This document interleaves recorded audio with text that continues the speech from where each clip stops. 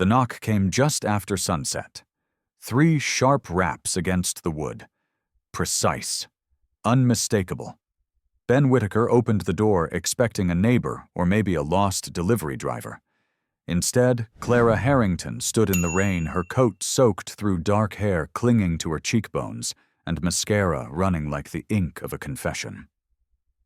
She looked nothing like the polished CEO who ran one of the most prestigious architectural firms in Asheville.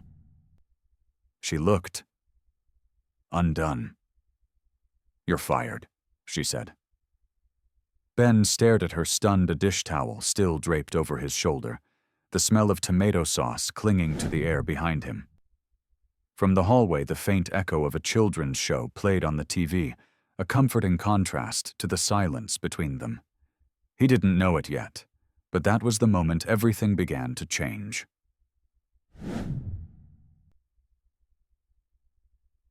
Clara Harrington's world looked perfect from the outside.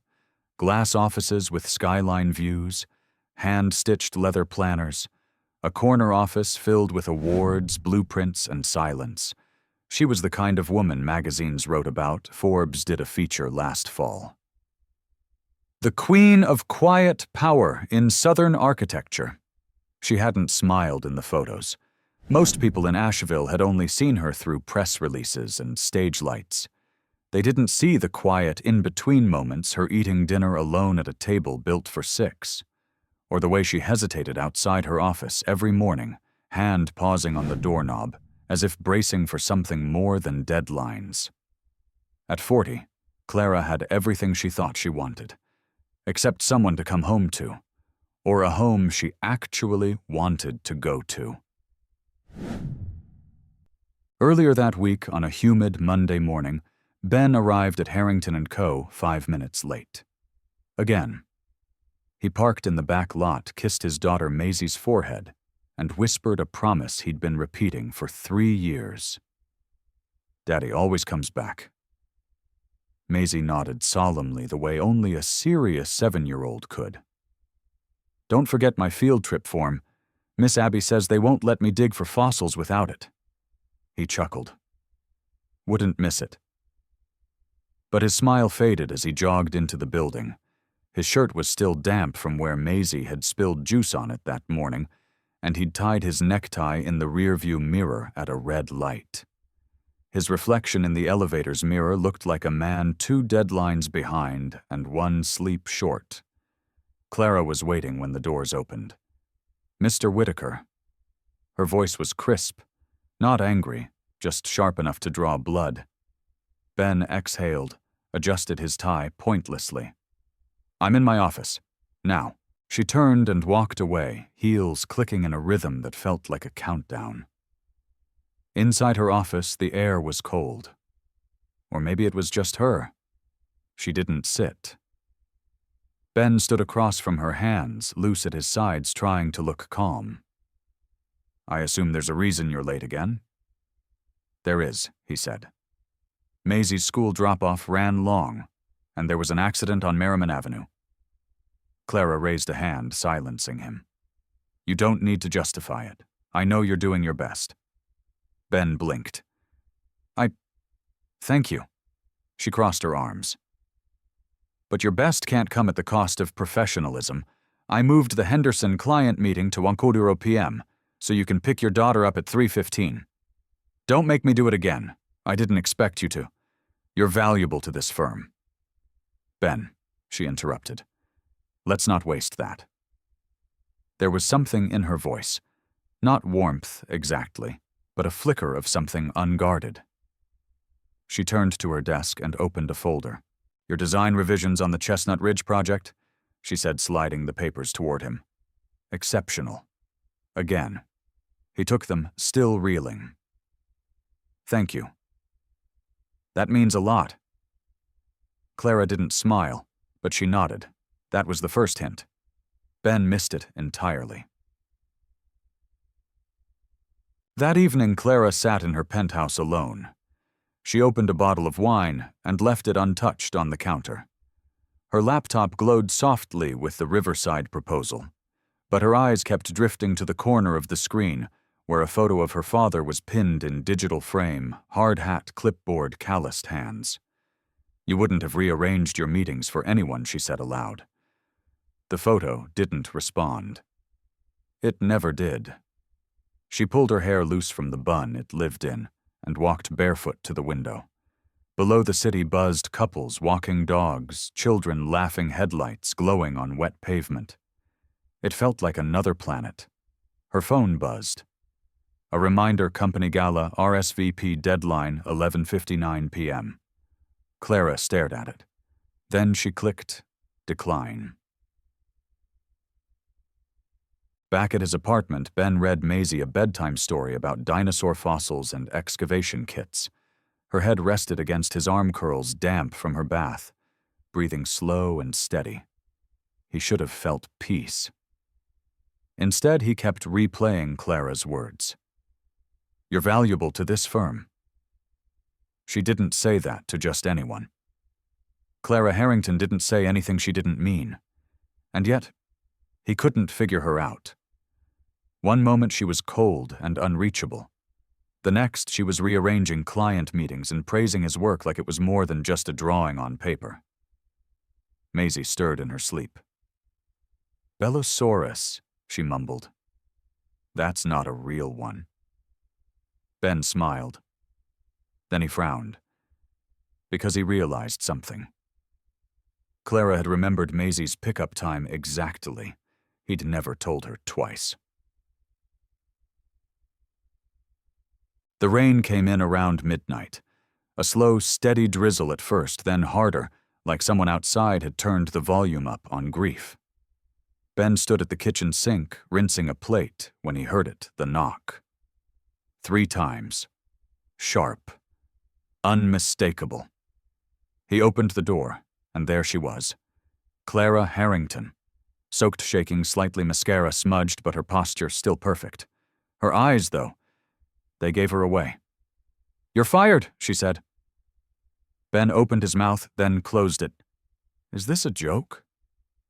She let out a breath that wasn't quite a laugh. "Yes." "No. I don't know." Maisie appeared at his side, rubbing her eyes. "Daddy, who's at the door?" Ben glanced at Clara, then back at his daughter. "It's someone from work." Clara knelt slowly so she was eye level with Maisie. "You must be Maisie," she said gently. "Happy late birthday. I heard you're a fan of fossils." Maisie blinked, then grinned sleepily. "Do you know the difference between a stegosaurus and an ankylosaurus?" Clara smiled, soft real. "I do." Maisie turned to Ben. "She can stay." Ben laughed, unsure whether it was from surprise or something else rising in his chest. Clara stood again, brushing damp hair from her cheek. "I didn't come here to fire you," she said. "I came because I think I made a mistake." Ben waited. Clara looked at him, eyes full of something she rarely showed: vulnerability. "I don't want to keep missing the important things. I don't want to keep pretending I'm fine when I'm not." She paused. The rain behind her filled the silence with a soft drum beat. "I want something more than work." Ben felt his breath catch. He stepped aside. "Then come in," he said quietly. "We'll figure it out." She stepped through the doorway, and the door closed behind her with a soft click, like the start of something new. If you enjoyed this video, comment 1. To let me know. If not, comment 2. Your thought mattered to me either way. Ben wasn't sure if the rain had stopped, or if the silence that followed Clara's entrance just made it feel that way. She stood in his small entryway, rainwater pooling on the welcome mat, her eyes scanning the apartment like she'd wandered into someone else's dream. Maisie had already padded back to the couch, flipping on her dinosaur show again, as if it were the most normal thing in the world to have your dad's boss show up in the middle of the night. Clara held the small box in her hands a little tighter. "I brought this," she said. "For Maisie." Ben took it gently, blinking at the neat silver wrapping, and the small handwritten tag that simply read, for your next dig. Inside was a real fossil kit, professional grade. The kind a kid would remember 20 years from now. The kind a single dad couldn't justify on a tight budget. He swallowed the knot in his throat. She's going to love this. Clara nodded once, then added, quieter. She already does. Ben looked at her, unsure what to say. There was a softness in her now he hadn't seen before. Not even earlier that day at the office. And standing here in his hallway, surrounded by the faint scent of garlic and rain and dinosaur-themed stickers peeling off the wall, he realized something. He wasn't nervous. Not like he thought he would be. The next morning, the sun came out with a kind of apology. The rain had washed the city clean, and Asheville looked new again. Mountain peaks rising in the distance, morning traffic slow and unbothered. Ben arrived at Harrington & Co. on time for once. Still early, actually. Early enough that the front doors weren't even unlocked yet. He stood there with his coffee in hand, watching the reflection of the building ripple in the glass. He couldn't stop thinking about Clara. Not just her showing up, or the gift, or the mascara tracks she didn't try to hide. But how it felt when she said she'd made a mistake. How human it was. He didn't know what came next or what she wanted from him. But he knew it mattered. That scared him more than he wanted to admit. When he stepped off the elevator, the office was still quiet. Sierra Maddox was the first person he passed, already perched at her desk. Fingers poised like weapons over her keyboard, her coffee cup steaming with some unspeakably expensive roast.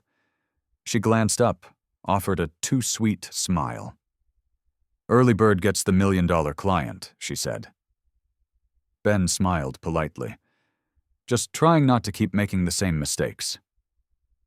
Sierra tilted her head, blinking. Must be nice to have mistakes that get you promoted. There was no warmth in her voice, no humor, just that cold blade of professionalism she'd perfected. Ben didn't reply. He didn't need to. He kept walking.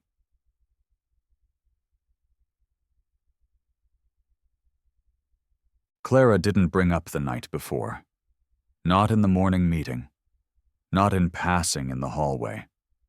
Not when they both reviewed the final drafts for the Chestnut Ridge submission, sitting across from each other in her glass-walled office, like they were just co-workers again. It should have felt strange. But somehow, it didn't. She was the same Clara, sharp, efficient, unreadable, except for the moment their fingers brushed when she handed him a marked-up blueprint.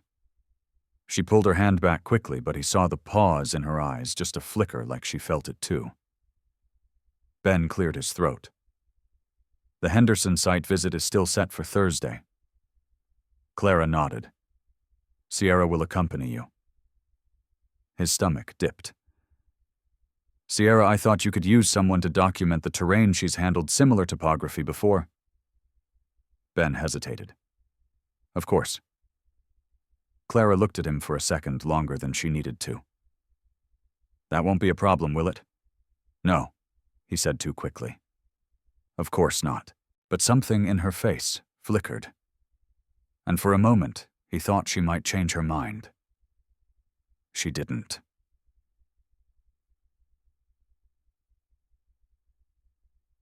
The ride to the Henderson site was long, quiet, and tight, with the kind of tension that makes every breath feel a little too loud. Sierra scrolled through her phone the entire first 30 minutes, tapping silently, her air of practiced boredom settling between them like fog. Ben focused on the road, on the trees blurring past, on not wondering why Clara had sent her. Finally, Sierra broke the silence. She was at your house. Ben's hands tightened slightly on the steering wheel. I saw her. He didn't answer. Sierra turned to face him, one brow lifted. Clara Harrington doesn't make house calls, and she definitely doesn't do birthday parties. Ben exhaled slowly. What are you trying to say? I'm just saying if she's playing favorites, it's going to get messy. He glanced at her jaw tense, I'm not getting any favors, Sierra. I'm working. Hard. Sierra let out a small, humorless laugh. Then maybe I'm just jealous. That caught him off guard.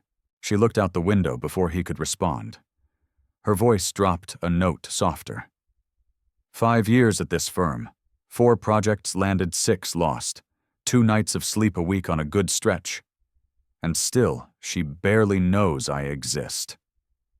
But she's rearranging meetings, showing up at your doorstep, buying your daughter birthday gifts. Ben blinked. He didn't know what to say to that. She didn't wait for an answer. I get it, she said. You're good, and you're likable, and you're safe. People want to root for you. I just didn't realize she did too. He pulled the car into the gravel lot by the site engine ticking as it cooled. You could have just said that, he said. Sierra gave him a look he couldn't quite read. I just did. That night, Ben sat on the edge of Maisie's bed, tucking the blanket under her chin. Did she like the fossil kit? He asked. Maisie nodded fiercely. I'm going to start on it tomorrow. Mrs. Carter said we can use the kitchen table. She's okay with that. She said science matters more than soup. Ben laughed. Maisie blinked up at him. Are you going to marry your boss? Ben nearly choked on air. What I saw how you looked at her when she gave me the present. Maisie. She turned over, pulling the blanket tighter. It's okay if you like her. Ben stared at the ceiling, unsure how a 7-year-old could make him feel so completely seen. I don't know what she wants, he admitted softly. I don't know what I want. Maisie's voice came sleepy and sure. You want someone to look at you like you look at me. He sat there long after she'd fallen asleep, wondering if he even knew what that kind of love looked like anymore. The next day, Clara passed by his desk without pausing, but she left something on top of his portfolio. A small yellow sticky note. It read, Riverside proposal moved to Friday. 3:00 p.m. I made space for school pickup. No signature, no smiley face, just that. Ben stared at it for a long time. Then he looked up and caught Clara watching him from across the room, not with a look of power or control or even expectation, but something else entirely. A quiet hope, and maybe, just maybe, a hint. The late afternoon sun poured through the office windows, casting long shadows over the design floor of Harrington & Co. Everything looked clean, crisp, controlled. But Ben's thoughts were anything but. The sticky note was still tucked in the corner of his desk, right where he'd left it. Clara's handwriting was small and neat, just like her. 3 lines, no fuss. Just enough space for him to wonder what it meant. He hadn't thanked her yet. Not in person, not out loud, He'd nodded at her in passing that morning, and she'd returned it with the briefest glance, cool, unreadable, and professional. But beneath the surface, something had shifted. It wasn't just the way she looked at him now. It was the pauses, the things not said, and the things he was too afraid to ask. By lunch, the tension was a storm cloud, low, heavy, waiting to break. Clara walked past his desk again, arms folded across a rolled blueprint. She hesitated. Walk with me, she said without looking back. Ben grabbed his jacket. They stepped out of the office into the crisp mountain air. The sky was a hazy watercolor of gold and slate, and the streets below buzzed with soft autumn energy. Clara led him toward the small park across the street, the one with the quiet walking paths and old iron benches nestled beneath the turning trees. He followed, careful not to walk too close. She finally stopped near the edge of the path and took a breath. I'm not good at this. Ben glanced over. Walking in heels, she didn't smile. I mean talking, explaining, especially when it's not work-related. Okay, he said carefully. Clara unrolled the blueprint in her hands and spread it across the bench. "It's Riverside," she said. "You're going to lead the presentation." Ben blinked. "Me? You've earned it. I thought Sierra. She's not the right fit," Clara said. "Not for this client. Not for this design." Ben hesitated. "Is that going to cause problems?" Clara didn't answer right away. Then she said, "Sierra's good, but she's driven by control, not connection. Your designs connect." Ben looked down at the blueprint, the soft lines, the spaces that breathed. He'd poured a lot into this project, more than he realized. "I can do it," he said quietly. "I know." She started to roll the blueprint back up, then stopped. "Ben," he looked up. "I need to ask you something. Personal." He nodded slowly. "Last week, when I came to your place, was that a mistake?" He was caught off guard by how quietly she said it, how small she looked in that moment, even surrounded by her usual armor. "No," he said. "It wasn't." She nodded once, tight, as if bracing herself. "I wasn't sure. You didn't say anything after. I thought maybe I'd crossed a line." Ben shifted on his feet. "You didn't cross a line, Clara. I just didn't know what to say." She looked away, eyes fixed on the bench. "I'm not asking for anything. I just didn't want to pretend it didn't happen." He waited. Let the silence stretch just long enough to mean something. "I don't want to pretend either," he said. Their eyes met. And for the first time, neither of them looked away. Back inside, the tone had changed. Ben felt it the moment they stepped off the elevator. People noticed. Not in an obvious whispering kind of way, but in the way heads tilted slightly. In the way Sierra looked up from her desk with an expression that was too neutral to be genuine. As Ben passed, she stood. Ben, a word. He followed her into one of the small meeting rooms. Glass walls, minimal privacy. But it was enough. Sierra closed the door and folded her arms. "You're leading Riverside now." "Yes," he said evenly. She gave a short, thin laugh. "Wow. Fast track." Ben didn't take the bait. Clara made the call. Of course she did. A pause. "I'm not trying to make this awkward," he added. "You're great at what you do, Sierra. I've always thought so." She tilted her head. "Is that why you didn't tell me that you two are whatever you are?" Ben frowned.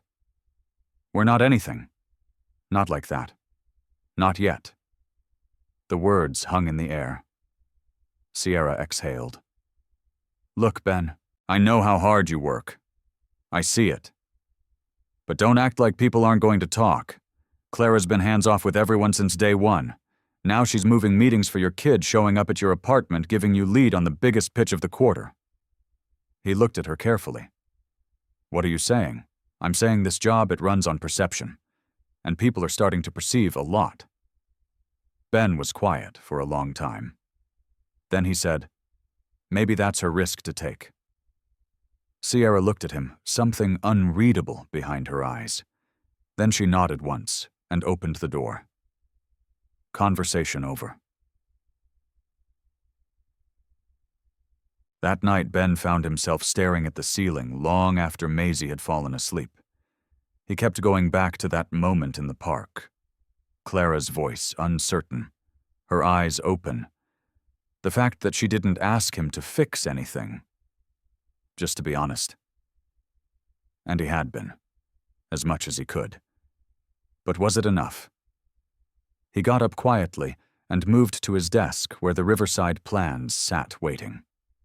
He opened the folder, flipped through the renderings, and stopped on the one Clara had marked with a small sticky note in the corner. It read, "Feels like hope." His hand hovered over the drawing. Then he picked up a pen and started sketching. Not revisions, just thoughts. Not for the firm. For her. The next morning, Clara found a new design sheet slid under her door. No name. Just one new addition to the project's public space, a small garden terrace with benches overlooking the mountains. She stared at it for a long time. Then she smiled. It wasn't a grand gesture, but it was a hint. And this time, she didn't miss it. If you enjoyed this video, comment 1 to let me know. If not, comment 2. Your thought mattered to me either way.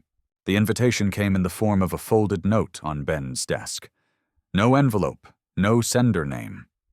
Just his first name on the outside, written in the same clean handwriting he now knew by heart. Inside, Maisie's birthday is tomorrow, isn't it? If you'll allow it, I'd love to stop by. Clara Ben read it twice, then again.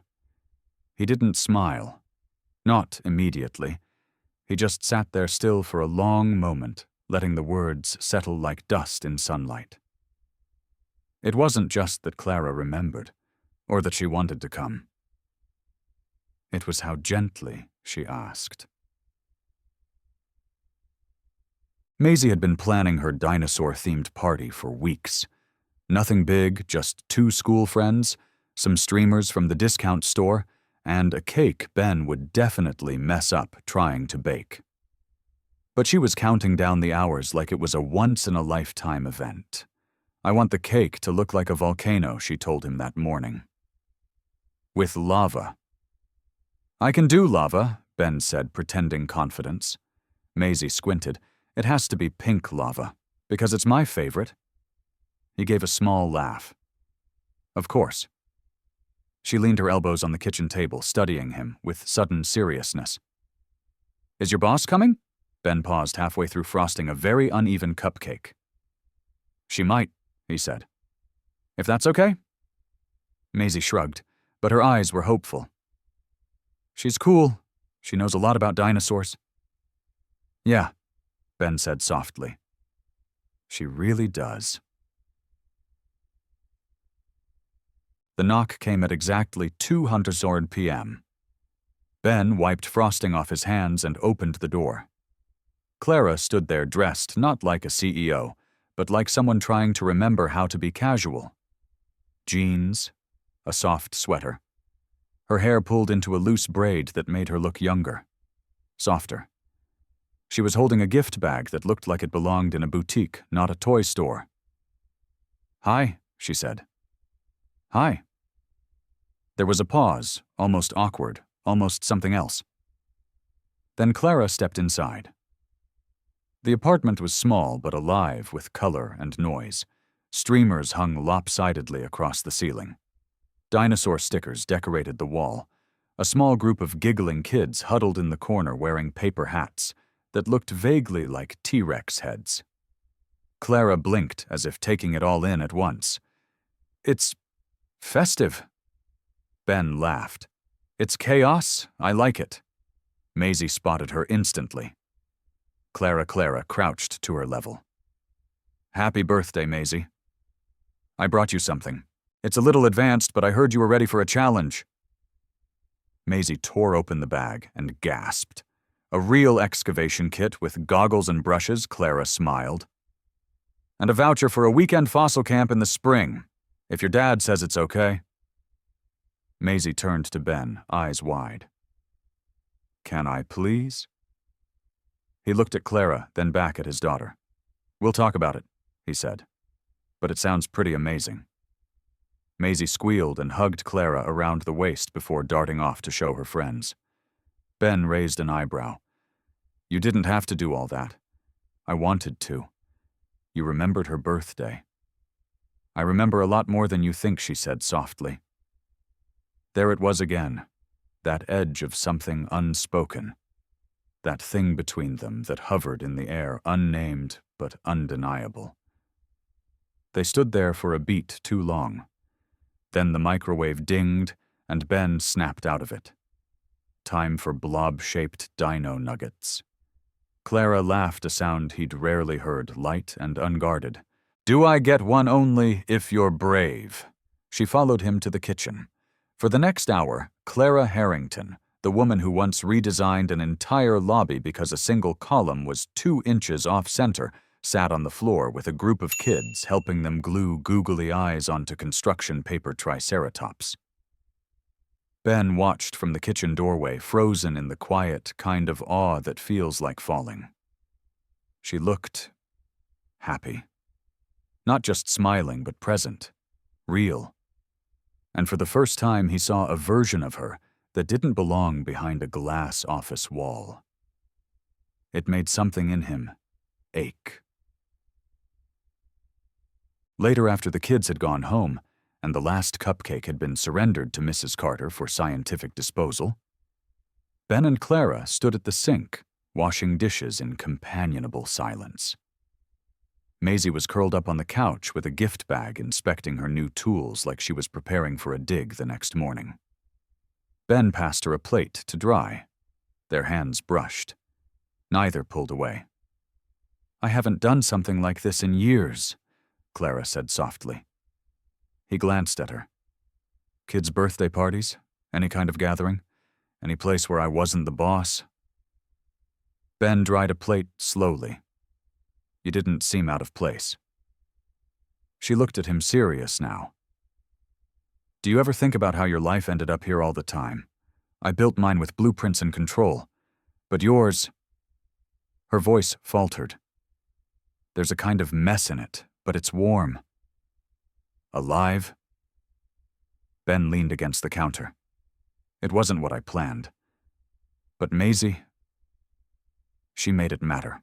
Clara's gaze drifted to the couch where Maisie had dozed off mid-sentence, still clutching a plastic T-Rex. "She's extraordinary. She's everything." Silence settled between them again, but this time it was heavy with something else, something fragile. Clara turned to him. "Can I ask you something honest? Always. If I hadn't been your boss, would you have noticed me?" Ben hesitated. Then he said, "I noticed you anyway." She blinked the words, catching her by surprise. "I saw how you rearranged meetings without fanfare, how you watched without needing to be seen, how you gave people space but held the whole place together. I noticed all of that." A breath. "Then, but I also noticed you were lonely." Clara looked down at the sink. Her voice was quiet when she replied. "I didn't realize how much until you opened the door that night." Ben stepped closer. "Not too close, just enough. You weren't the only one who needed it." She looked up. Eyes met, but before anything else could be said, a small voice interrupted them. Daddy Maisie rubbed her eyes and looked between them. "Is she going to be our friend now?" Clara smiled that real smile again. "If you'll have me." Maisie nodded, then curled back up under her blanket. Ben looked at Clara. "She's tough. She'll make you earn it." Clara glanced at him, voice soft. "So will you?" He didn't answer, just held her gaze steady and sure. Outside, the wind had picked up, rustling the loose streamers on the window. A pink paper stegosaurus fluttered and landed near Clara's feet. She bent to pick it up and turned it over in her hands like it was something rare. "I should go," she said after a beat. "It's getting late." Ben walked her to the door. Neither of them said goodbye right away. She hesitated. "Then I meant it. About wanting to be part of this." Ben leaned in, voice quiet. "Then don't wait for another invitation." And when the door closed behind her, the room didn't feel empty. It felt like something had just started. The office was unusually quiet that morning. Ben walked in, coffee in hand, his mind still halfway between the image of Clara on his doorstep last night and the way she'd lingered just a moment too long before saying goodbye. His apartment still smelled faintly like frosting and paper decorations, and Maisie had woken up asking when the fossil lady was coming back. He hadn't known what to say. He wasn't sure what this was yet, but it felt like something that was finally slowly taking shape. A sketch turning into structure. And maybe that's what scared him. He turned the corner toward his desk and stopped. Sierra was already there, her arms crossed, eyes sharp. "You're leading the Riverside meeting this week," she asked, no greeting, no preamble. Ben straightened, pulse quickening. "Yes." Clara assigned it. "I know she did," Sierra said coolly. "What I don't know is why." Ben held her gaze. "I've been working on it for 6 months." "So have I." There was something different in her tone. Not just frustration, not even jealousy. This wasn't about the project anymore. "You think this is personal." She gave a slow blink, like she was tired of pretending it wasn't. "Isn't it?" Ben exhaled through his nose. "Sierra, I didn't ask for this." She stepped closer, lowering her voice. "Look, you're not the enemy, but people are starting to notice things. The meetings she moves around, the way she looks at you, the fact that she spent a Saturday playing paleontologist in your living room. That was for Maisie." "Exactly," Sierra said. "She's not doing that for anyone else's kid." Ben's jaw tensed. "Are you reporting something?" Sierra shook her head. "Not yet. I'm just saying, don't pretend this is normal, and don't pretend people won't use it against you, or her." She turned and walked away, heels clicking like punctuation. Ben stood there, the warmth of the morning gone cold.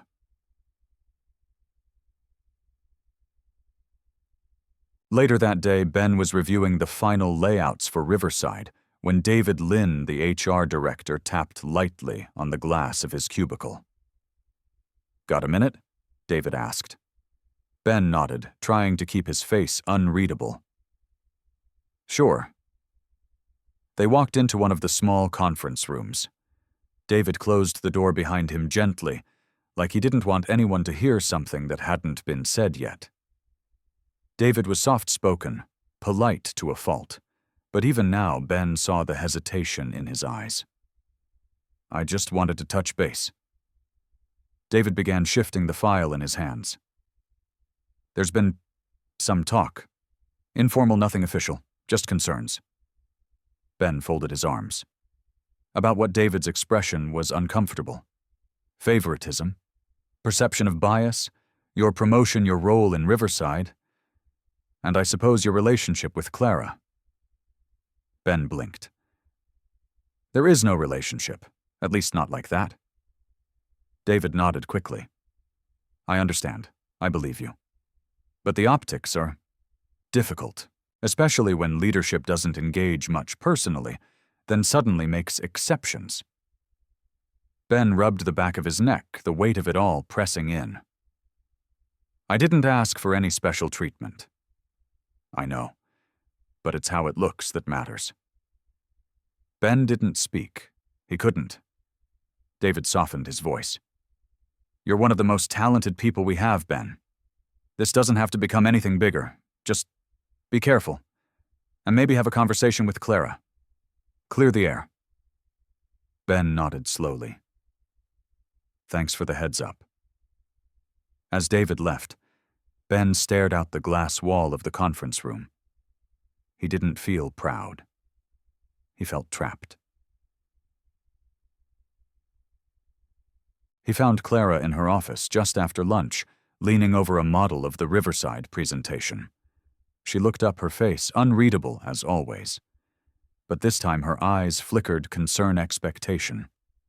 "Close the door," she said gently. Ben did. "I just had a conversation with David," he said.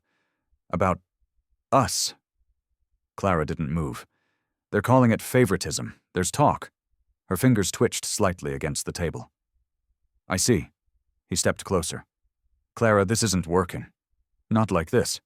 She finally met his eyes. "Are you saying you want to step back?" "No, I'm saying we need to define something, or decide what we're doing. Because this halfway thing, it's confusing everyone, including me." Clara drew in a breath, slow and steady. "I didn't plan for this. I know. I've never." She broke off. "I've spent my entire life keeping things compartmentalized, Work in one box, life in another, and if one spilled into the other, it meant failure. Ben's voice was soft. Maybe it just means being human. Clara's hands curled slightly at her sides. I care about you, Ben. About Maisie. That terrifies me. He stepped closer. I'm terrified too. For a moment the room was still, then Clara looked down at the model again. Do you want me to pull you from Riverside? No. You sure I want to do the work? But not if it means you have to keep hiding. Or if I do. Clara nodded once. Then, again, slower. I'll speak to David. I'll make it clear your position was earned. Ben's eyes softened. You don't have to defend me. Just don't disappear. She looked up at him then, and there was something vulnerable there. Something that felt like trust cracking open. I won't, she said. That evening, Ben picked up Maisie from school a little later than usual. She climbed into the car, still clutching a paper model of a dig site. We pretended to find a dinosaur tooth today, she said, breathless. I was the lead excavator. He smiled. That's a big job. She glanced at him. Are you sad? Ben blinked. Why would you ask that? You're quiet. You get quiet when you're thinking about stuff you don't say. He glanced at her in the rearview mirror, then turned on to the main road. I guess I'm just wondering if grown-ups are allowed to want things that scare them. Maisie thought for a second. Miss Abby says being brave isn't about not being scared. It's doing the thing even when you are. Ben smiled. She's a smart teacher. Maisie nodded. So are you. He looked out at the road ahead, the mountains rising in the distance. Maybe it was okay to be scared. Maybe that meant he was doing something real. And maybe for once real was exactly what he needed. Clara sat alone in her office long after the last of the team had left for the night. The building was quiet shadows, stretching long across the floor, the hum of the HVAC system, the only sound filling the space. Her heels were off, tossed beneath the desk. She rarely stayed this late without reason anymore. But tonight wasn't about work. It was about fear. On the desk in front of her was a printed copy of the Riverside pitch deck, freshly revised with Ben's latest design additions. His garden terrace, the one overlooking the Blue Ridge Mountains, was now the crown jewel of the proposal. It wasn't flashy. It wasn't groundbreaking. But it was honest. It was hope. She pressed her fingers gently to the edge of the page, then closed the folder and leaned back in her chair, staring at the ceiling. Her mind drifted not to zoning reports or structural loads, but to Saturday afternoon. Streamers. Laughter. The sight of Ben in a worn t-shirt and socks frosting cake, while Maisie explained the entire Cretaceous period without pausing for breath. And Clara. Just sitting there in the middle of it all, not knowing how to belong, but wanting to. Wanting to. Her phone buzzed beside her. A message from David, follow-up complete. Staff informed. All's quiet for now. Clara stared at the screen. She'd done everything right, handled it cleanly, professionally. Her name wouldn't be in any complaint. Ben's role was secure. Still, her chest felt tight. She opened her top drawer and pulled out a photo she kept tucked beneath old receipts and outdated business cards. Her father standing on the site of his last project before the accident. Hard hat, crooked, eyes bright, mud on his jeans. He'd always said buildings were like people. You have to know where they'll crack. He used to say, tapping blueprints with the back of his pencil. And then you have to give them enough space to breathe. Clara swallowed. She wasn't sure she was giving anyone space to breathe anymore. Not even herself. Ben sat on the edge of his bed, flipping through Maisie's folder of school projects. He'd forgotten how many she'd saved. Paper dinosaurs, charts, crayon-drawn bones, A self-portrait with big eyes and the caption, "My name is Maisie and I want to find dinosaur eggs." He smiled, then turned the page and paused. It was a drawing of their apartment. Crude lines, lopsided walls, stick figures of him and Maisie. But what stopped him was the new addition, a third person. Clara. Standing at the door, holding what looked like a fossil in one hand and a balloon in the other. Above it, Maisie had written, "My dad has a friend now." Ben ran a hand over his face. A friend. Was that what they were? Or was he just afraid to name it? The air felt heavier tonight. Not because anything had gone wrong, but because everything had started to matter more. And the more it mattered, the more he felt the weight of it. His phone vibrated. "Clara, are you awake?" He typed back, "Yeah, you okay?" There was a pause. "Then can I call?" A second later, the screen lit up. He answered. "Hey." Her voice was quiet. "I didn't want to wait until tomorrow." "What happened?" "Nothing. That's the problem." He waited. "I'm sitting here in this office doing everything I'm supposed to, handling things cleanly, making sure no one has to cover for me or wonder what I'm doing. But for the first time in a long time, I don't care about any of it." Ben leaned back against the headboard, listening. "I care about being careful with you," she continued. "And Maisie, and this thing we haven't named yet, and I don't know how to care about that without also being afraid of what it'll cost." He closed his eyes. "It doesn't have to cost anything." "Doesn't it?" she whispered. "You heard what they're saying about favoritism, about lines being blurred. I've spent years building a reputation of control, detachment. If I lose that..." "You lose the mask," he said gently, "not the person." Silence, then softer. "You make it sound so easy." "It's not easy," Ben said. "It's just worth it." Clara exhaled. "What if I ruin it?" He smiled, tired. "Then we rebuild." Another pause. "I want to see you," she said, "but not at work. Not as my employee." Ben's voice dropped to something more careful. "Then how, as someone I'm choosing?" He swallowed hard. When Clara's voice cracked just a little. Now Ben glanced at the time. It was nearly 10. Maisie was asleep. The apartment was quiet. And his heart was already halfway to the door. 15 minutes later, she was standing outside his building. She didn't knock right away.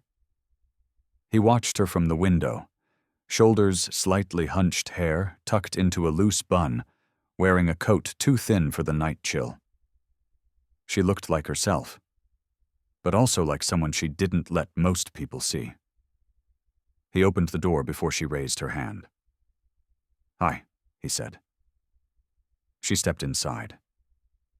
Didn't speak for a moment. "Then I didn't know where else to go tonight, and I didn't want to be anywhere else either."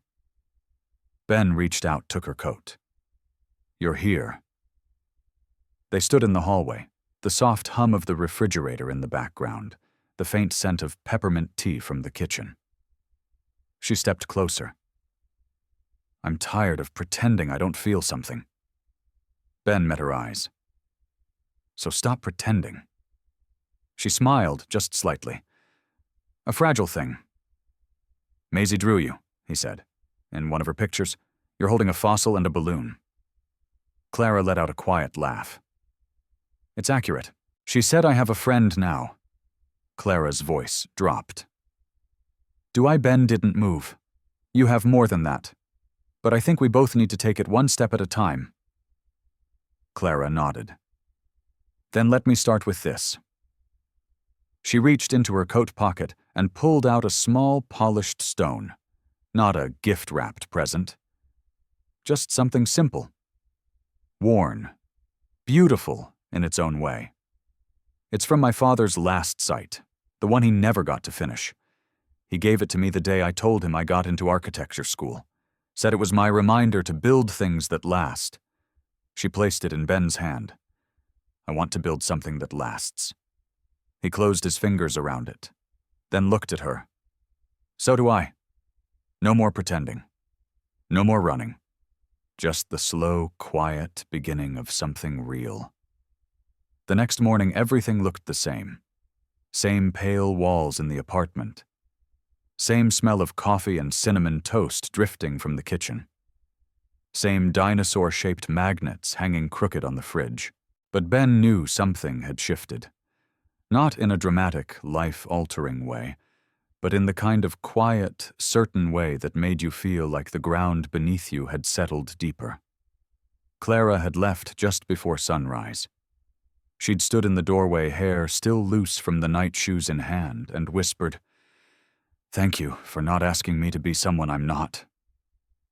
He had whispered back, "Thank you for showing up anyway." And that was it. Nothing had been defined. No bold declarations, but the air between them had changed, like an unfinished sentence that no longer needed punctuation. Ben sipped his coffee slowly and glanced at the stone on the counter. The one she'd given him. He hadn't put it away. Couldn't. It felt like the beginning of something worth holding on to.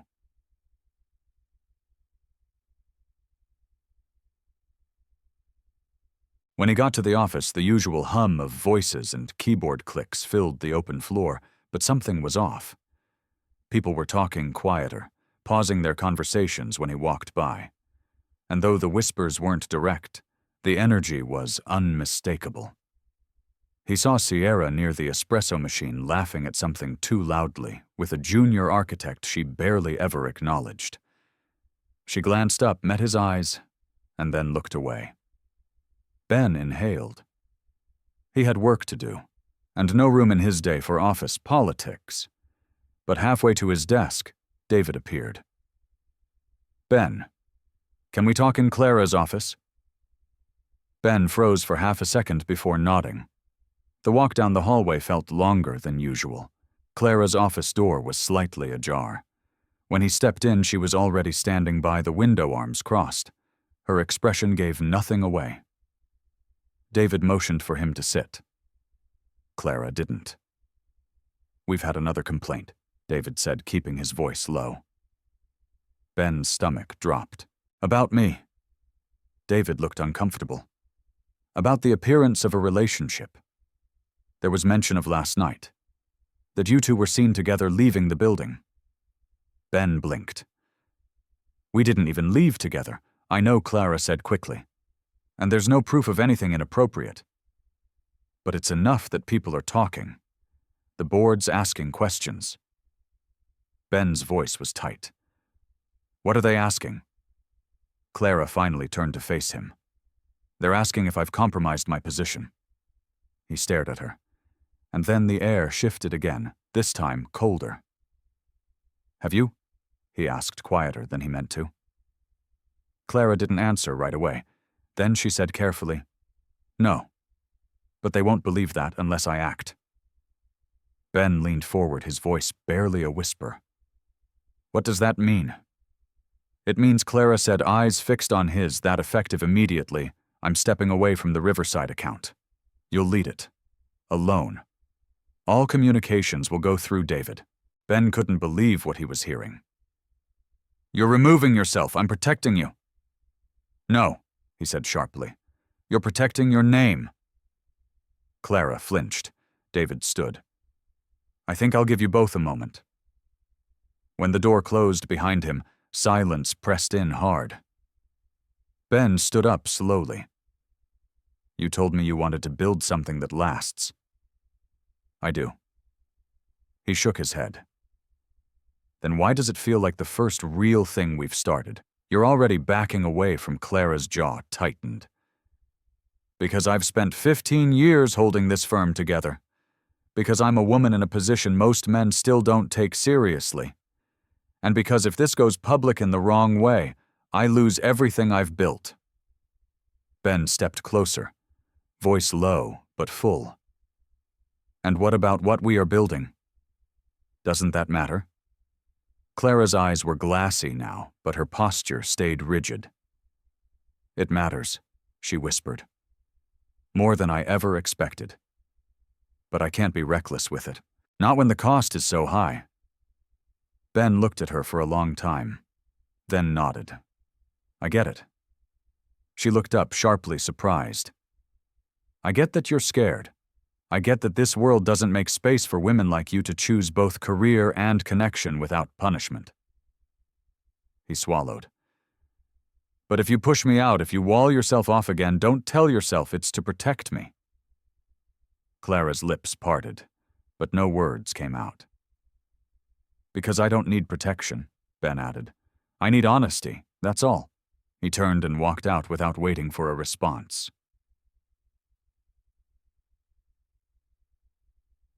The next few days were a blur. Ben buried himself in work. Early mornings, late nights, final presentations, model renderings. He barely saw Maisie save for the quick morning kisses on her forehead and the notes he left in her lunchbox that said things like, "Remember you're brave." She was always braver than him. On Thursday, he stood alone in the front of the boardroom, pitching Riverside to a room of skeptical investors and exhausted department heads. Clara wasn't there, but her voice echoed in his head as he spoke. Let your designs breathe. Show them why it matters. Don't sell. Connect.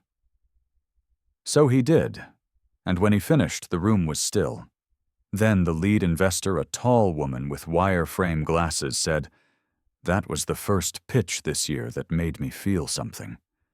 He wanted to smile, but all he felt was the ache of someone not there to hear it. That night he sat with Maisie on the couch, her head on his shoulder, her favorite documentary playing in the background. But he wasn't watching. He was thinking about Clara, thinking about what it meant to want someone who lived their life in glass boxes and silence, who loved with rules and conditions because that's how the world had taught her to survive. Maisie tilted her head up at him. "You didn't smile much today. I'm just tired. You miss her." Ben looked down. "What makes you say that?" Maisie shrugged. "When you miss people, you talk slower, like your words are heavy." He kissed the top of her head. "You're too smart?" She smiled. "You're too sad." And then she slid off the couch, ran to her backpack, and pulled out a piece of paper.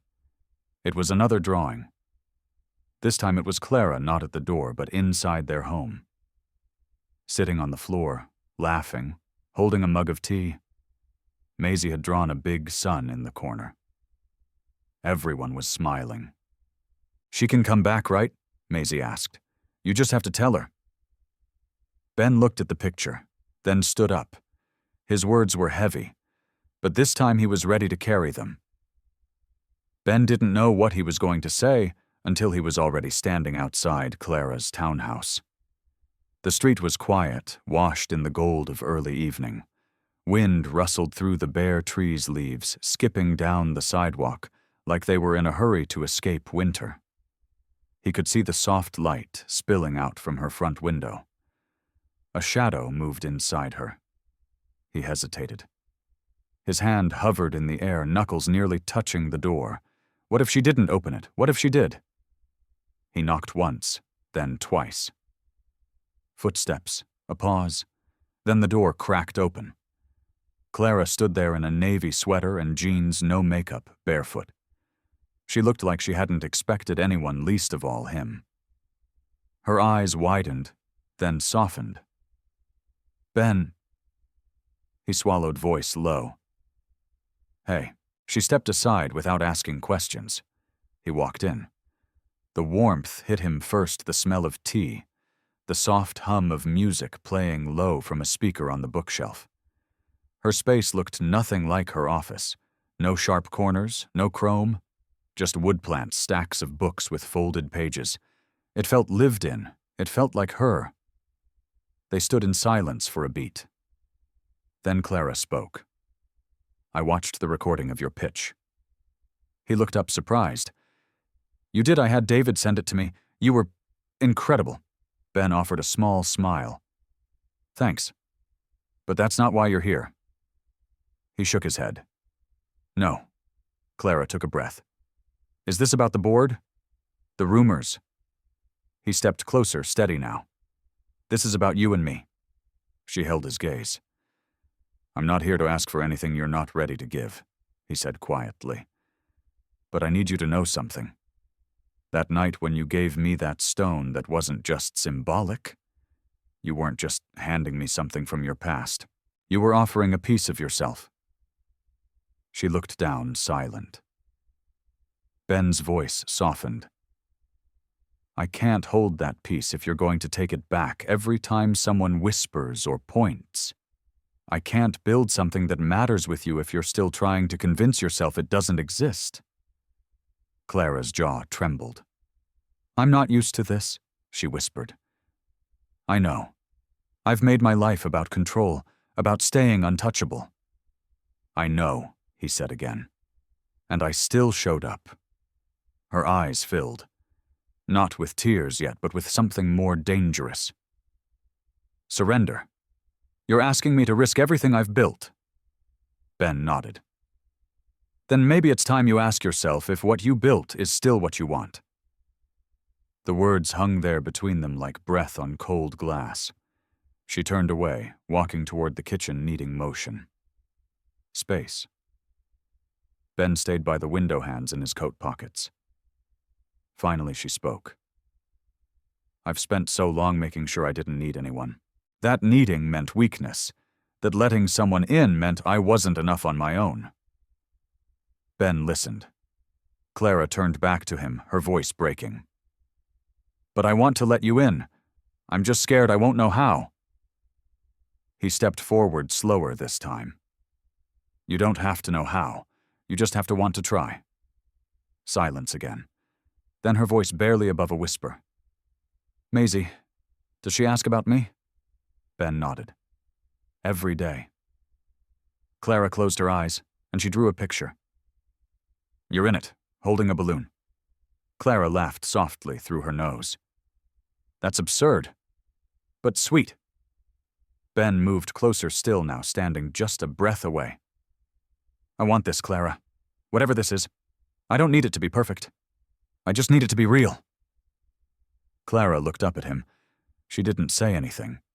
Instead, she reached for his hand. Fingers cautious at first, then sure.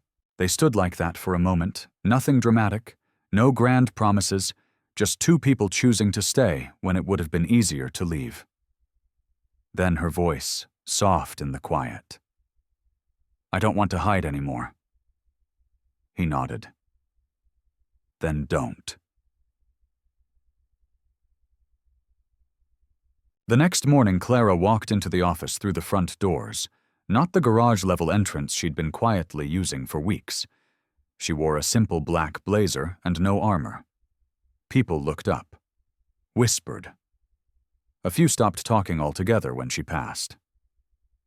She didn't flinch. Ben was already at his desk, headphones in, editing the final presentation draft. He looked up when she passed, gave her a small nod, nothing performative.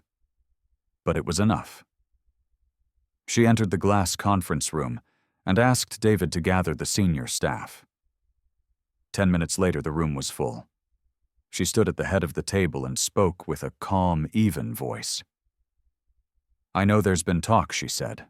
About me, about Ben, about decisions made. A few glances, a few stiff backs. She continued. I'm not going to deny I care about Ben Avery. I do, personally and professionally. He is one of the most talented people I've had the privilege of working with, and he earned everything on his own merit. The room was dead quiet now. And yes, we are, exploring a relationship outside this firm, as adults, as individuals, as equals. And I understand if that raises concerns, but let me be clear, my decisions as CEO remain rooted in fairness, transparency, and the success of this company. She let the pause breathe. Then looked each person in the eye, one by one.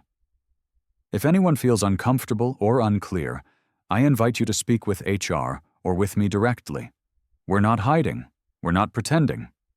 But we are professionals, and I expect us to act like it." She turned to leave, then stopped. Riverside was a test for this firm, for how we evolve, not just in design, but in how we work, how we trust. I'd like to believe we passed. Then she walked out. Ben watched her through the glass. His heart was pounding, not because he was scared, but because she had finally chosen. And this time she hadn't looked back. The weekend brought a strange stillness. It wasn't silence exactly. Maisie was never quiet for long, but something had shifted in the air, like the weight of pretending had finally lifted, and now there was just space. For what was real, for what was possible. Ben was on the living room floor helping Maisie piece together her fossil excavation kit. She was already wearing the safety goggles and wielding the tiny brush like a pro tongue pressed into the corner of her mouth as she focused. "Careful," he said, smiling. "That rock might be older than both of us combined." She didn't look up. "Older than you and Clara." Ben paused. Maisie's voice was innocent, but her words hung there echoing too long in the quiet. He cleared his throat. "Maybe even older than her, yeah?" Maisie finally looked at him. "Is she coming today?" He hesitated. "Do you want her to?" Maisie shrugged, then nodded, almost shy. "She makes good tea. And she listens. Even when I talk about bones for too long." Ben laughed softly. "That's a rare skill." She went back to her digging, and Ben leaned back against the couch, watching her. He knew it was too early, probably to think about how this would all fit together. But still, there was something natural about the thought of Clara being part of their weekends, their messes, their little wins and slow mornings. His phone buzzed on the coffee table. A message. "Clara, lunch. Just you and me. Need to talk." Ben's stomach dipped a little, but not in a bad way. More like he was about to turn a page he'd been nervous to read. He typed back where and when she sent an address, an old cafe in a quiet neighborhood just outside the city, and a time noon. He looked at Maisie. "I'm stepping out for a bit." She nodded without looking up. "Can you bring cookies?" "Cookies," he said. "Got it." The cafe was nearly empty when Ben arrived. It smelled like roasted tomatoes and freshly baked bread, the kind of place that didn't rush you. Clara was already there, tucked in a corner booth by the window, nursing a half-empty mug of something too fancy to pronounce. She looked up when he walked in. Smiled, but it didn't quite reach her eyes. Ben slid into the seat across from her. "You okay?" he asked. Clara wrapped her hands around the mug. "I've had a lot of clarity the last few days," she said. "That sounds serious."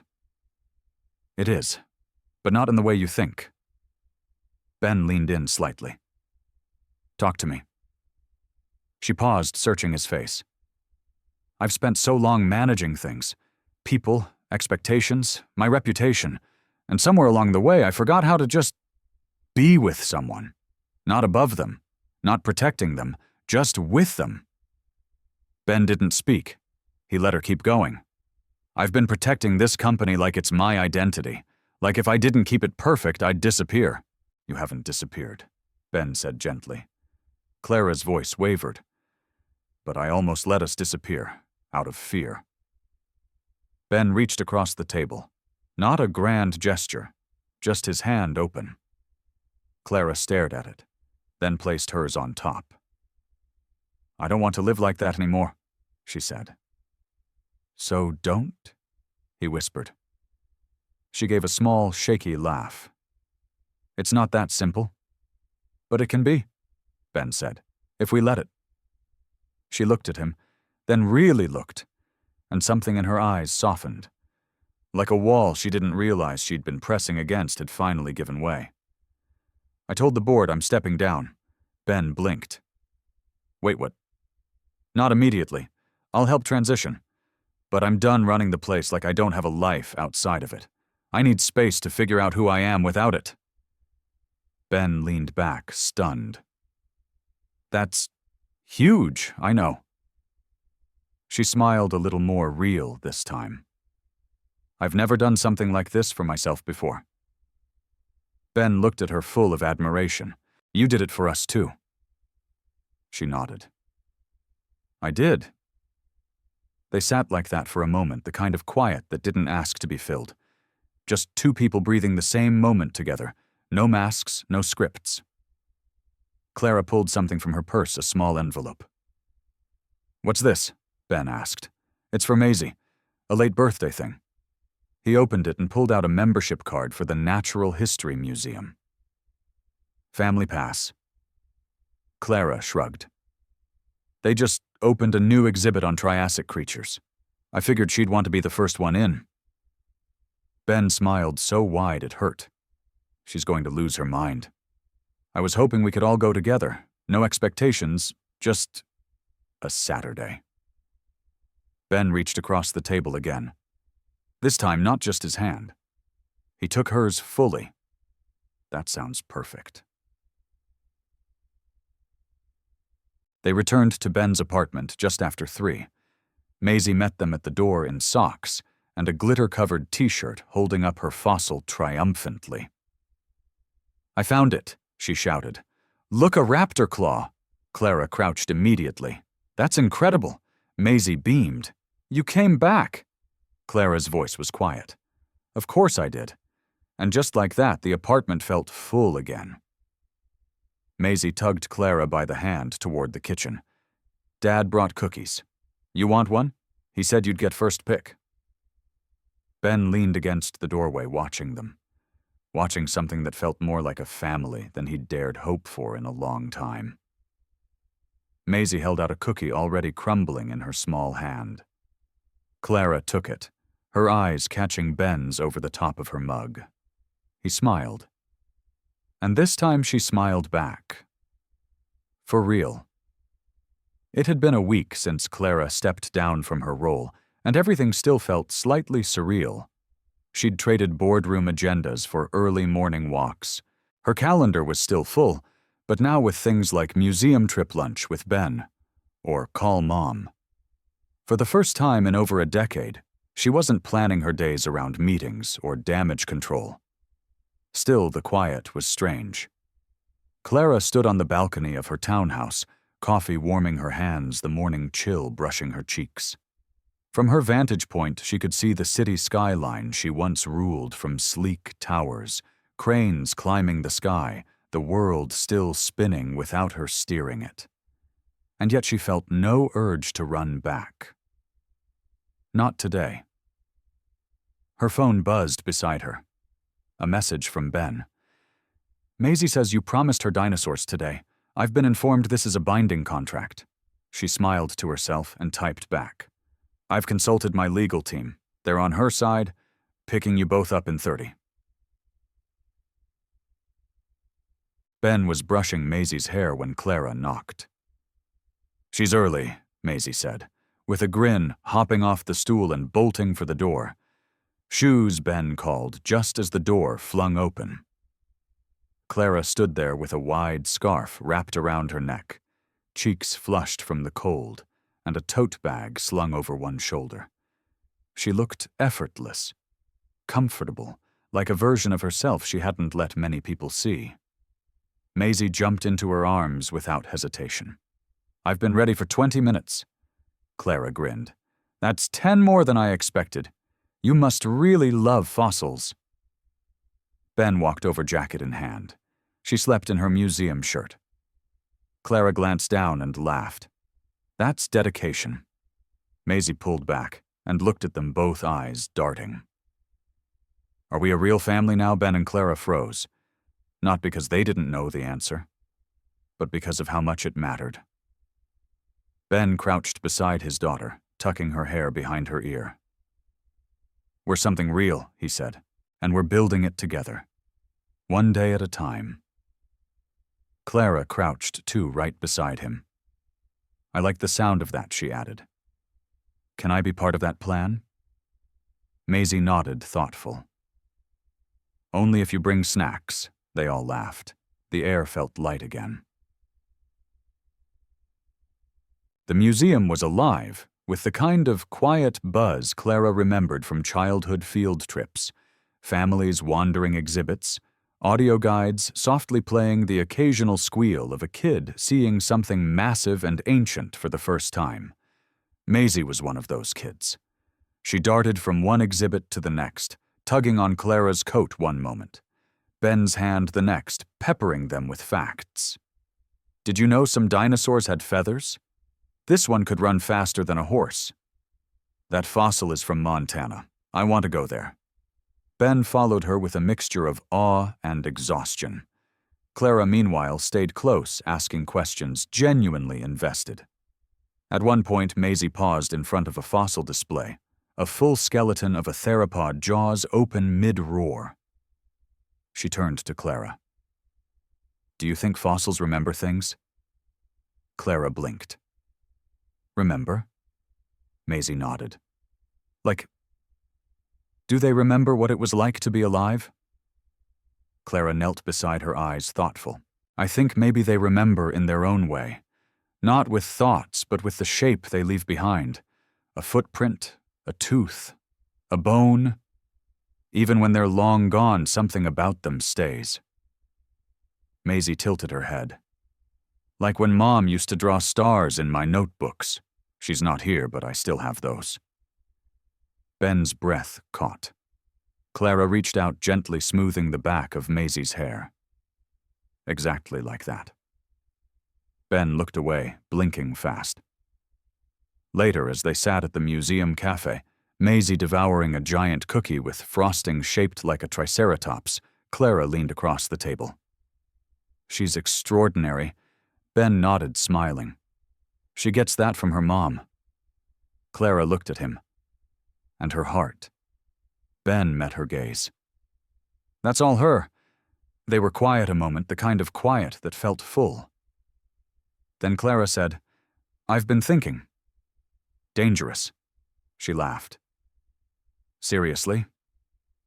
Ben leaned in, curious. Go on. Clara hesitated, then looked down at her hands. I want to start something. Not a company, not a firm, something smaller, slower, something I can build with intention. Maybe a design studio, focused on community spaces, schools, libraries, places that matter. Ben's eyes lit up. That's amazing. I want to work with people who care about the stories buildings tell, and I want to work with people who challenge me, who remind me why I started. Ben reached across the table. Then let me be part of it. She looked up. I'm serious, he said. I'll finish Riverside, but after that, if you're building something new, I want to be there from the ground up. Clara's eyes shimmered. You'd start over with me. Ben's voice was steady. I'd start anything with you. They sat there holding hands while Maisie munched her cookie and offered them both sticky frosting-covered pieces like peace offerings. And something in Clara settled. Not finished, but beginning. Again. The office looked different now. Not physically same desks, same floor, plan, same windows, spilling afternoon light onto gray carpet, but in how it felt. Like the tension that used to linger in the corners had lifted. Like there was finally room to breathe. Ben stood in the nearly finished model room, running his hands over the smooth surface of the Riverside presentation board. It was all there, the final renderings, the revised landscape plans, the updated sustainability notes. Weeks of work poured into something he was proud to put his name on. But pride wasn't what was weighing on him now. He looked out through the glass wall towards the open floor. People moved like usual, but there was a low buzz of something unspoken beneath it all. Whispers again. But not about the project, about him and Clara. Ben sighed. He had expected it, but somehow it still stung. Even now, after everything, they were still a conversation others felt entitled to have. David entered without knocking. Board just called a closed session. Ben's stomach tightened. Let me guess. David nodded. Your name came up. Fantastic. They're not challenging your position, David said quickly. But they're asking questions about boundaries, about Clara stepping down and what it means for internal leadership. Ben crossed his arms. They think she handed me something. Some do. And no one's mentioned how hard I've worked, that I've been pulling 70-hour weeks trying to prove this wasn't favoritism. David hesitated. They don't care about effort, Ben. They care about optics. Ben turned back to the model jaw, tight. So what happens now? They'll want a statement. From you. Maybe Clara, too. Ben ran a hand through his hair. I thought we were past this.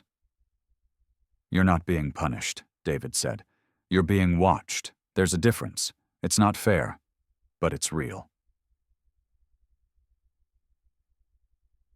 Later that evening, Clara was at Ben's apartment, curled on the couch with a cup of chamomile and one of Maisie's fuzzy blankets thrown over her legs.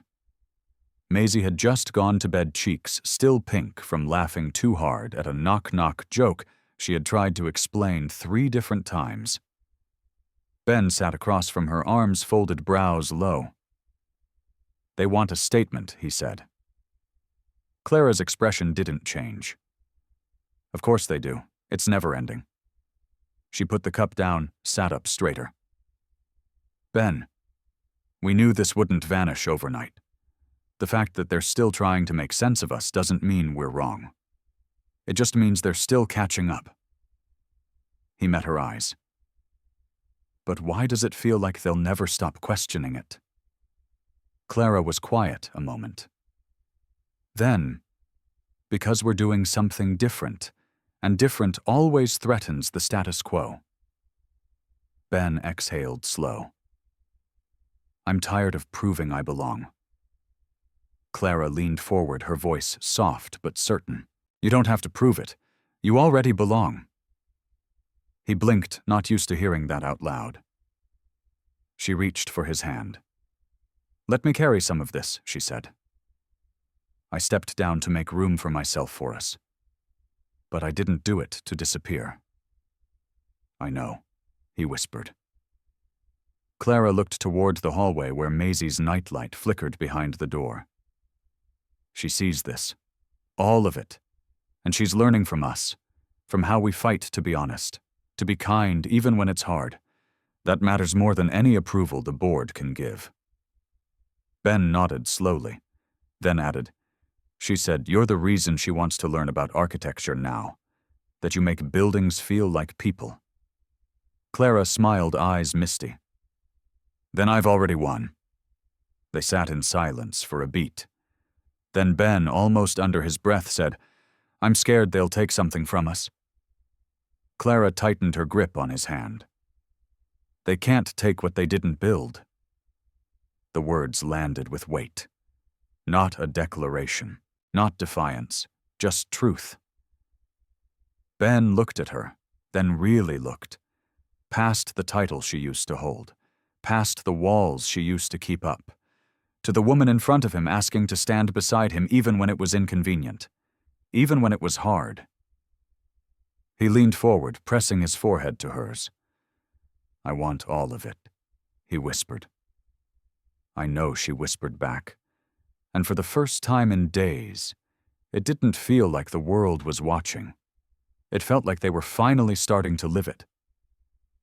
The Riverside Gala was a month away, but the buzz had already started humming through the office like static. Designers worked late, tweaking final visuals.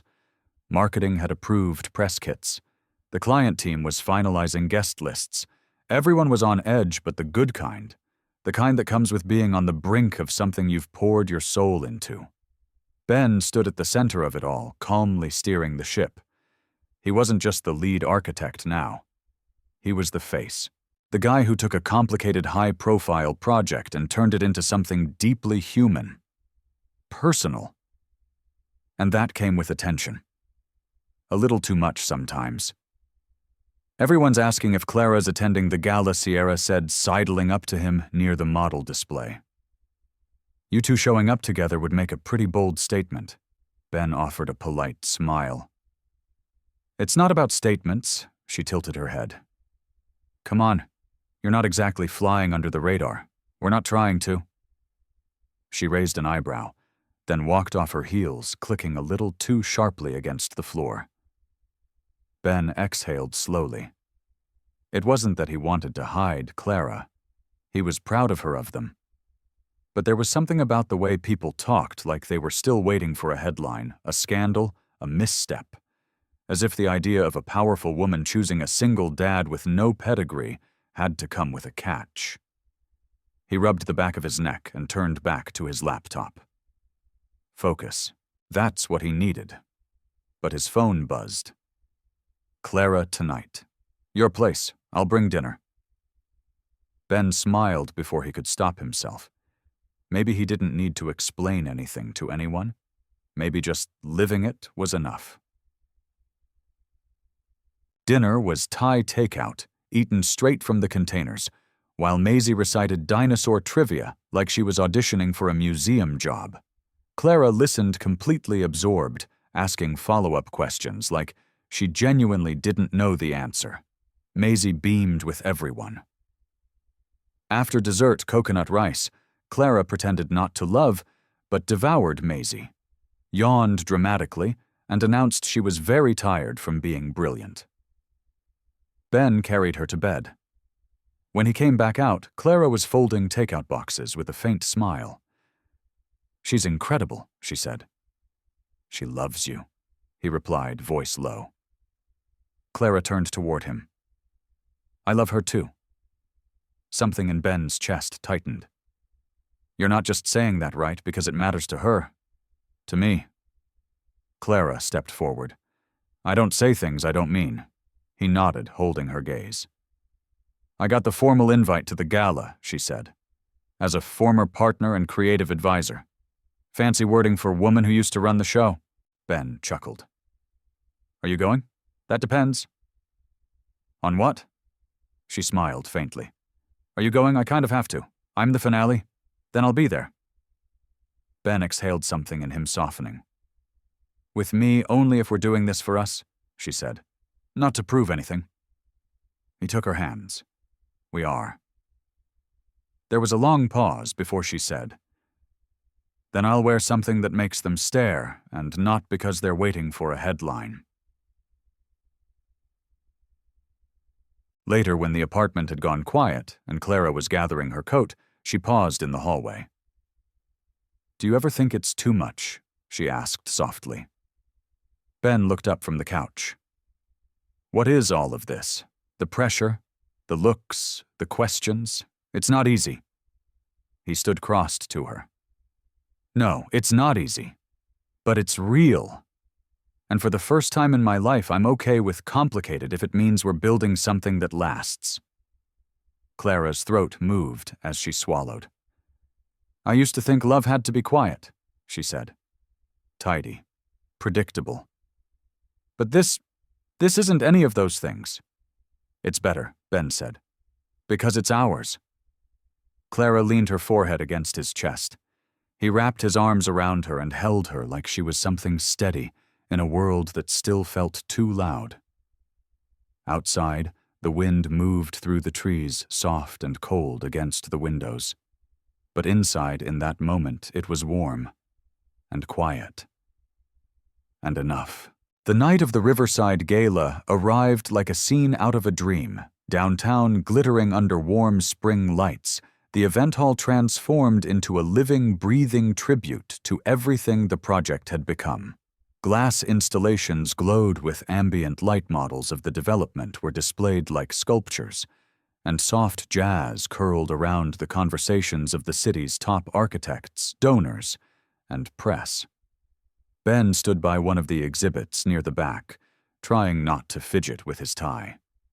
He looked sharp in a charcoal suit, Maisie's tiny drawing of a dinosaur folded into his jacket pocket like a secret good luck charm. He kept scanning the room. She hadn't arrived yet. David walked up holding 2 flutes of sparkling cider. Still breathing, barely. David handed him a glass. Relax. This is your night. Ben shook his head. It's the firm's night, the team's. David eyed him. But you're the one who changed the tone. You brought heart into something that could have just been sterile and impressive. That matters. Ben took a sip. Thanks. And she'll be here, David added knowingly. Ben didn't reply, but the hope in his chest flared anyway. Then the hush. Not silence, but that collective shift in energy that ripples through a room when someone walks in and changes the temperature. Clara. She stepped through the archway in a midnight blue dress that moved like water, her hair swept back a soft silver clutch in her hand. No entourage, no press shield. Just her. And for a second everything else dimmed. Ben felt his breath catch. Clara met his eyes across the space, then walked toward him like she wasn't afraid anymore. When she reached him, she smiled, quiet, sure. You clean up well, she said. He chuckled. You're stunning. Clara looked around. You did this, we did this. They stood side by side for a moment, taking it all in. Then a voice cut in. Clara, can I get a quick word? It was one of the board members, followed by another. Clara glanced at Ben, her smile never faltering. Give me 5 minutes. He nodded, watching her move into the crowd, answering questions with that composed grace only she carried. But there was something different now, an ease in her shoulders, like she wasn't carrying the weight alone. 20 minutes later, she found her way back. Ben raised an eyebrow. 5 minutes, huh? They had thoughts. They always do. She took his arm. But for the first time, I didn't feel the need to explain. Just to be. He placed a hand over hers. I like you being here. Clara smiled. Then let's make the most of it. As the evening unfolded, they moved through the gala like 2 halves of something whole. They laughed, talked, dodged subtle digs from those who still didn't quite know how to reconcile what they were seeing, but the whispers no longer felt sharp. Just background noise to something better. Later, when Ben was asked to speak, he took the stage with his usual steady voice, but this time something more personal bled through. He talked about building structures that held people, designing for memory, for emotion. How Riverside wasn't just concrete and curves, it was a reflection of connection, of healing, of what it meant to make space for others. And when he looked up, his eyes found Clara's. She was already watching him. The applause came slow, then rose to something sincere. He stepped down, heart thudding not from nerves, but from clarity. They were no longer living under someone else's lens. They were writing their own. After the gala ended, they walked outside, together, heels in Clara's hand jacket over Ben's arm. The air was cool, but not cold. Spring teasing its arrival. They didn't say anything for a while. Then Clara stopped on the sidewalk. What happens next? She asked, voice softer than the breeze. Ben looked at her eyes, steady. We keep building. Together, he smiled. There's no other way I'd want it. Sunday mornings had become sacred, not because of rituals or routines, but because they were finally slow. Unrushed, no board meetings, no looming deadlines, just pancakes on the griddle, mismatched mugs on the table, and sunlight stretching across the wood floor like it was in no hurry to leave. Clara stood in Ben's kitchen wearing one of his old college t-shirts, flipping pancakes, while Maisie sat at the counter, legs swinging and hair still wild from sleep. This one's shaped like Texas. Maisie grinned, holding up her pancake like a trophy. Ben peeked over Clara's shoulder and smirked. That's generous? Clara laughed. It's a loose interpretation. Maisie tilted her head. Well, if it's not Texas, it's definitely a dinosaur footprint. Ben reached over, ruffled her curls. You could convince a museum of that. They sat down together, plates full laughter bouncing easily between bites. It was the kind of morning that didn't demand attention, but you felt it settling in your bones anyway. The kind of peace you didn't realize you were missing until you had it.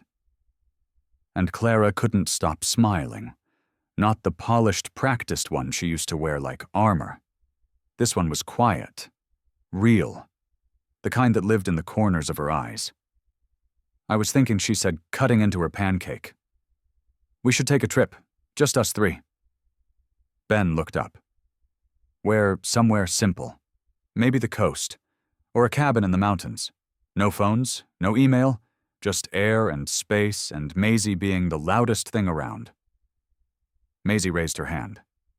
I approve this idea. Ben nodded slowly. That sounds perfect. They lingered long after the plates were cleared, just talking about everything and nothing. And when Maisie eventually slipped off to her room to draw, Clara stood at the kitchen sink, hands in the warm, soapy water, watching Ben dry a dish with a towel far too small for the job. She didn't say anything right away. But then, you know I love you, right? Ben froze. She turned, leaning against the counter water dripping from her fingers. I know we haven't said it. Not like that. But I do. Ben placed the towel down gently, then met her eyes. I know, he said. I've known. Clara stepped closer. I think I was scared for so long that saying it would make it fragile. And now I think not saying it would. He reached for her fingers, tangling with hers, still damp and warm. I love you too, he said softly. She exhaled like she'd been holding it in forever. But just as the moment settled between them, Ben's phone buzzed on the counter. He didn't want to check it. He didn't want the world outside to creep into this bubble. But the name lit up the screen. Sierra, office admin. He frowned, picked it up, read the message, then read it again. Clara noticed the shift in his face. What is it? Ben handed her the phone. Hi, Ben, just wanted to give you a heads up. There's chatter that one of the board members is planning to publicly question the timing of your promotion. They're implying Clara's involvement post-resignation still had influence. Rumor is they're pushing for an internal audit before Riverside's final payout is cleared. Clara's face hardened. They waited until after the gala, Ben nodded. It was too public for them to challenge before. She paced once, then stopped. This is personal. It's not about the project. I know. They're using us as a distraction. Ben watched her carefully. We can handle it. Together. Clara's jaw tightened, but her eyes stayed on him. They want to test if we're serious, if we'll flinch. He stepped forward. Let's not flinch. Clara looked at him for a long time. Then her expression softened again. They're not going to like how steady we are they? Ben smiled. They don't have to. And just like that, the tension in the room shifted again, not gone, but transformed. Because this time it wasn't fear, it wasn't doubt, it was resolve. Clara slipped her arms around his waist, resting her head against his chest. Then let's stay steady. Ben kissed the top of her head. Always. 3 months later, the air at the edge of the northern California coast carried a quiet kind of peace-salt sun and space. Waves curled and broke rhythmically just beyond the porch of the weathered cottage Clara had found online in the middle of a restless night. It had been her idea. To get away. Not to escape, but to breathe. To close the loop. Ben stood barefoot on the porch, holding 2 mugs of coffee.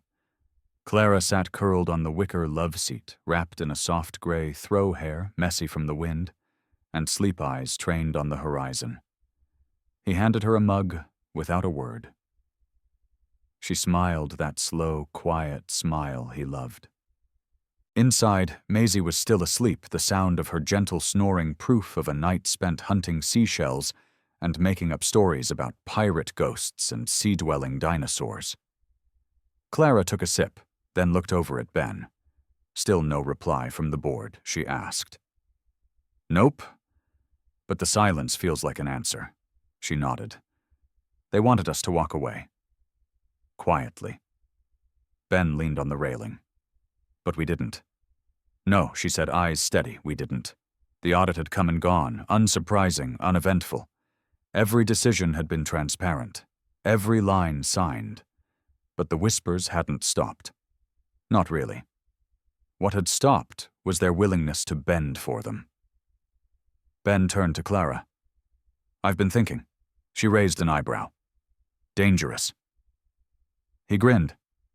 I want to build something from scratch, not just a project, a place. With you. She tilted her head. A place. Not a firm. Not a business with 1,000 clients to please. Just one. One community space. One public center. Something we dream up and actually build together. You and me. Her smile softened. You want to design again. Not just design. Shape. Something meaningful. She nodded slowly, then whispered, Then let's do it. They sat there a while longer, coffee growing cold in their hands, morning pressing gently into afternoon. The wind kicked up, rustling the wild grass just beyond the porch. Seagulls called somewhere down the bluff, and then a small voice broke the quiet. Why are you whispering?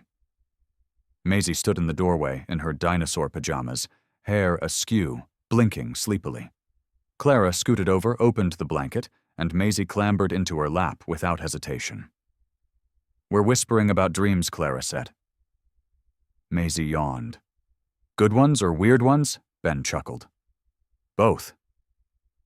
She looked up at them, half asleep. Are we going to live here forever? Clara kissed the top of her head. Not forever, sweet girl, but long enough to remember it. Maisie thought for a moment. Can I help you build your place? You're already part of it, Ben said. Maisie nodded once, as if that settled everything, then rested her head on Clara's shoulder. Later they'd go into town. Maybe pick up supplies, walk the trail that curled along the coast. They'd laugh, argue over paint swatches, dream a little bigger. But for now they sat 3 lives stitched gently together. No fireworks, no grand speeches, just warmth, stillness, something earned. Clara looked at Ben. He looked back. I used to think success was about control, she said softly. How much I could manage, how much I could prove. And now I think it's about release, trusting the process, letting love lead instead of fear. Ben reached for her hand, fingers tangling naturally. We didn't plan this, he said. No, she whispered. We built it, and somewhere between the crashing waves and the soft breathing of the girl in her arms, Clara knew. This was the life she never knew how much she needed. Not perfect, but honest and wholly deeply hers.